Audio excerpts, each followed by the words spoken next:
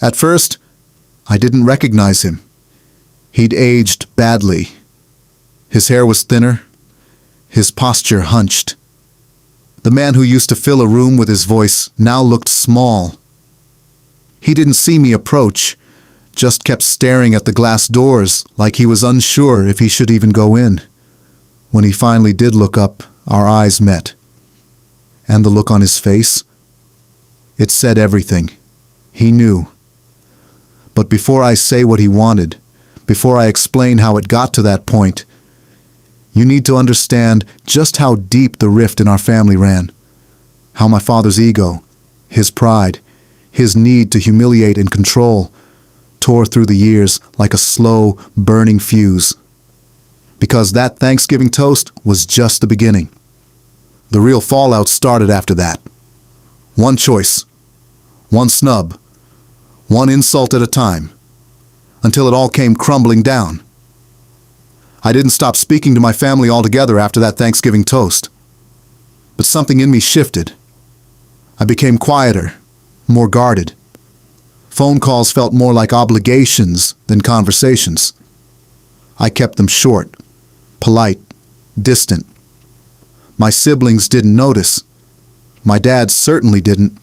And my mom, well, she never challenged him on anything. She had perfected the art of looking away. Over the next couple of years, the pattern only hardened. Every family gathering followed the same script. Mason would talk about his latest promotion or his new client bonuses, and Dad would nod with pride, throwing out lines like, "That's how you build a future," or "Now that's man with direction." Leah would flash photos of her kids in private school uniforms, her husband chiming in with stories about ski trips and backyard renovations. They'd all talk over each other, like they were auditioning for the spotlight. And me? I'd just sit there, sipping water, answering direct questions with as few words as possible, waiting for an excuse to leave. The real breaking point didn't come all at once. It started with little things. Tiny, cutting remarks Dad couldn't help but throw my way. "Still mopping floors, Caleb? You know, if you'd followed Mason's lead, you'd have a corner office by now. Don't worry, we all bloom in our own way. Some just take longer." He never asked what I was doing with my time, never asked how my buildings were doing, or how my tenants were, or how I'd gone from one property to 3. And I never told him. It wasn't out of pride, it was out of exhaustion. Why share with people who only hear what they want to? Mom would try to smooth things over with tight smiles and weak chuckles, offering me extra pie or asking if I needed leftovers, as if that somehow made up for being treated like the family footnote. I might have let it all slide forever, honestly. I'd been conditioned since I was a teenager to just take the jabs, nod, and swallow my anger. But then came Leah's birthday dinner.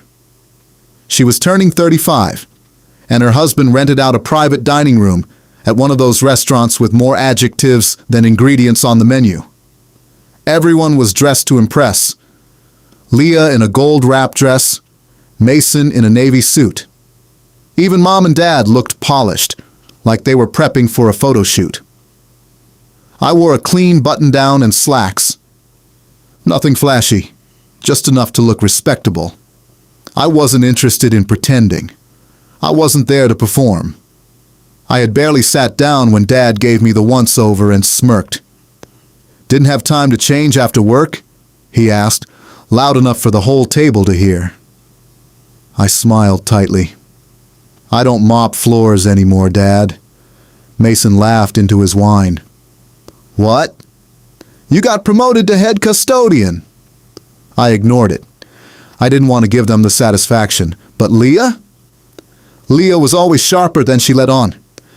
"So what do you actually do, Caleb?" she asked sweetly, cutting her steak with surgical precision. "You're always so mysterious. You come and go, never post anything, don't show up to half the family stuff." I shrugged. "I've been busy." Doing what? Mason pressed.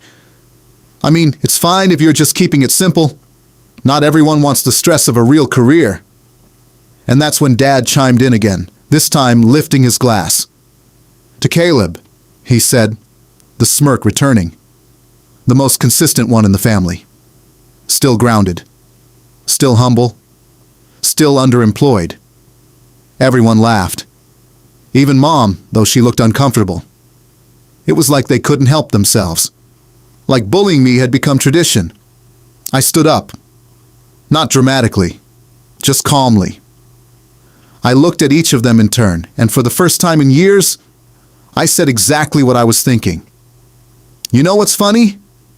You all talk so much, but none of you ever... I was 22 the first time my father publicly humiliated me for my job. My name's Caleb, and at the time, I was working as a janitor at an office building downtown. Not exactly the dream job, but it was honest work. I took pride in it too. I liked the quiet of the early mornings, the predictability of the routines, and the simple satisfaction of leaving things cleaner than I found them. I wasn't lazy. I wasn't directionless. I was saving money slowly, methodically, and planning for something bigger, something no one in my family cared to ask about.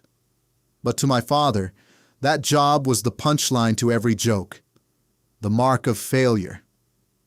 My older brother Mason was already working at some financial firm by then, wearing suits and flashing his company credit card like it was a badge of honor.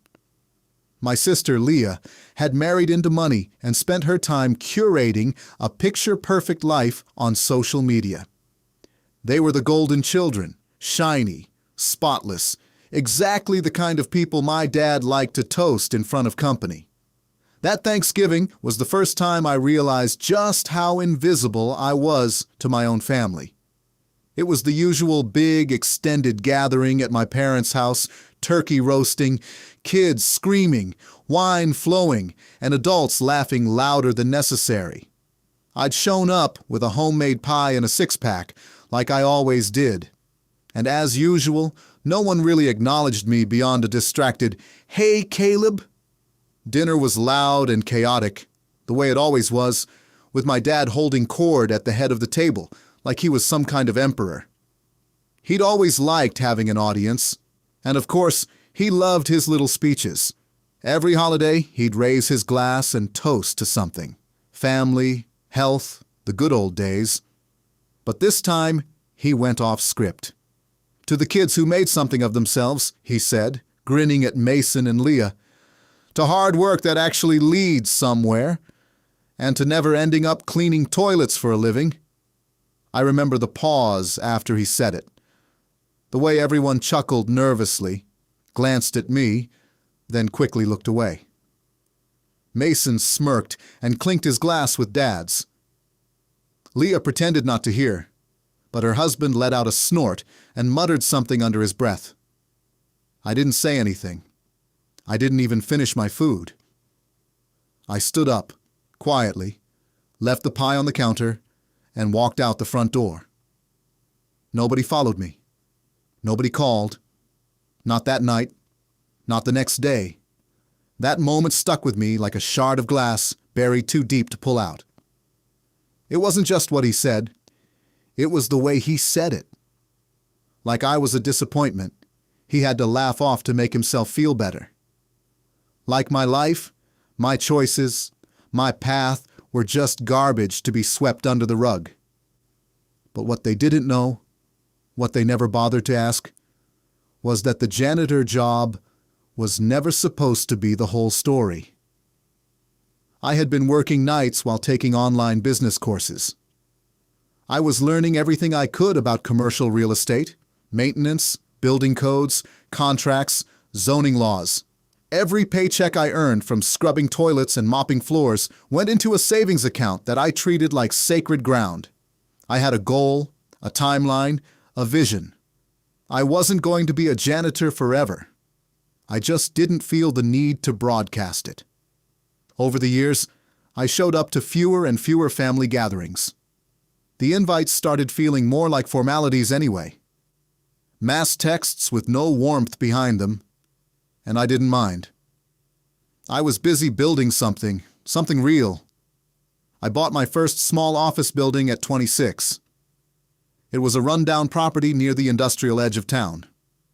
Leaky pipes, outdated wiring, the whole 9 yards. But I fixed it. I managed to clean up myself. I put in new systems, got it up to code, brought in tenants. And within a year, I was already seeing a return. It wasn't glamorous, but it was mine. By the time I was 30, I owned 3 buildings and had just started my own property management company. I had a team, contractors I trusted, a lawyer on retainer, and a portfolio that was growing faster than I'd ever imagined. I still dressed simply. I didn't post about it. I wasn't trying to prove anything. But I never forgot that Thanksgiving toast. Not once. It wasn't until a couple years later that I saw him again in person. Not at a family event. Not at another holiday dinner. But sitting outside my office building. In the rain. In a wrinkled shirt. Holding a manila folder in his lap. Like it contained the last scraps of his dignity.